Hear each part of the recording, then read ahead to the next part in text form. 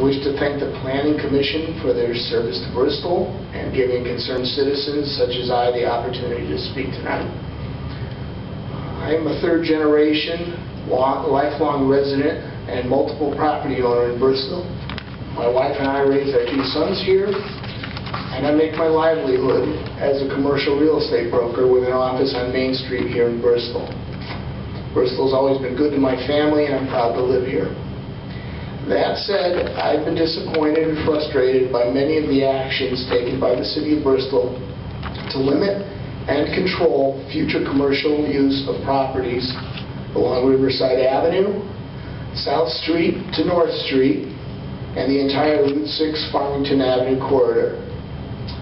For decades, automotive dealerships and repair shops thrived on Riverside Avenue. Presently, unless it is already existing, automotive uses are no longer allowed, even if the building was originally constructed and used as an automotive location. If there was a change of use, it can't go back to automotive use. Presently, there are now several of these buildings sitting vacant for sale or for lease, signs on the windows for the last few years with no takers. Without the city's onerous regulations, these properties would be occupied, and this is purely my opinion as a broker, with productive businesses serving the needs of Bristol. And there might be other commercial uses, not just automotive, but automotive is one that's prohibited.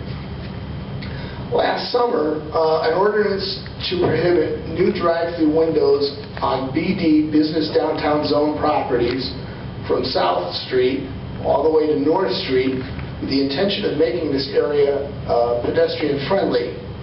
It may have been okay if it was limited to the former mall site,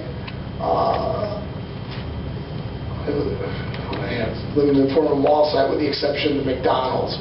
But by taking away from all the downtown properties, Bristol has hamstrung the entire area for future development and growth. I don't know how many companies are going to demand that they have to have a drive-through window, but it might be a few, a bank here or maybe another drugstore, I don't know, but they cannot come here now. And if they moved, more other businesses might move in the area. This has eroded property values in this area, sending the wrong message to potential developers and investors. The former Mamazio property on the corner of North Main and North Street, Route 6 is an example.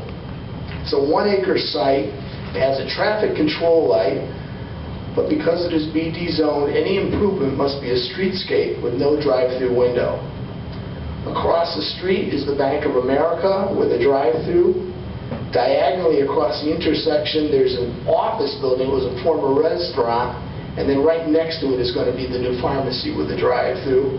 And then on the opposite corner is the Satalander Bank, and if I'm saying it correctly, and they have a drive-through. Yet this property remains vacant, and it will be for the foreseeable future unless Bristol removes the shackles and starts encouraging businesses to move here. Another bank? Maybe a Cumberland Farms? In my opinion, I say why not? That's something that will come here.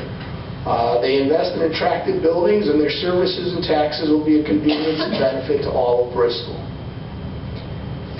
There are currently at least 4 national and or regional retailers considering Bristol as a location for a new store.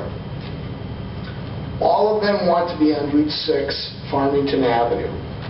Those portions of Route 6 that have older housing could accommodate these retailers by assembling several properties making one lot.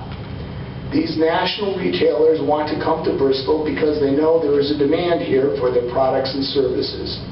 They have studied the demographics and researched our city. I, for one, would welcome them to Bristol. If Bristol had been more responsive in the past, we would have had BJ's Wholesale Club here instead of it going to Southington.